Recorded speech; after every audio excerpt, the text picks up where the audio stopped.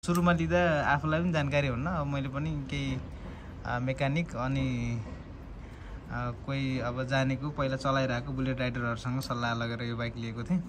Mainly जान्नुपर्ने कुरा चाहिँ तपाईँहरूले बुलेट लिँदा फर्स्ट अफ अल है यो सखरहरूबाट ओइल लिक भएको छ कि छैन हैन, फ्रन्ट सकर ब्याक सकर। अनि यो टायर हेर्नु है, यो टायर मुभमेन्ट छ कि छैन हेर्न सक्नुहुन्छ है।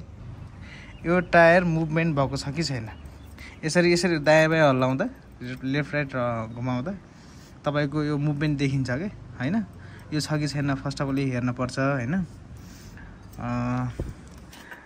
त्यसपछि तपाईको चेन स्पोकेट कुन अवस्थामा छ तपाईको यहाँ हेर्न सक्नुहुन्छ।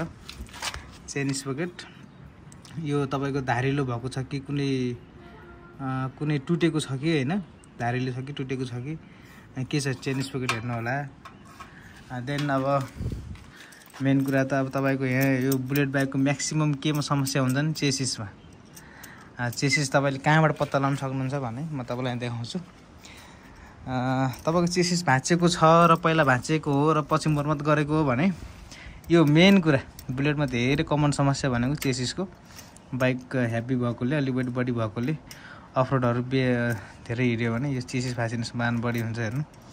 यो तपाईको त्यो कम्पनीबाटै आएको बाइक र चेसिस भाँचेर वेल्डिङ गरिसके पछाडिको बाइकको यहाँनिर तपाईको केही डिफ्रेन्स फरक पाइहाल्नुहुन्छ। कुनैको यो नटै नहालेर यहाँदेखि डाइरेक्ट यतातिर ग्यास वेल्डिङ गरेको पनि देखिन्छ। यो चेसिस राम्रोसँग ख्याल गर्नु होला। म्याक्सिमम बुलेट बाइकहरूको चेसिस गएको देखिन्छ है। अनि अब सुरुमा अब सेल्फ हान्छ हान्दैन, बाइकले सेल्फ हान्छ हान्दैन हैन, ब्याट्रीमा समस्या छ कि छैन तपाईले ख्याल गर्नुभयो होला। मैले स्टार्ट गरेर देखाउँछु है। मेरो न्युट्रलमा छ कि छैन, न्युट्रलमै आयो देखिन्छ हैन।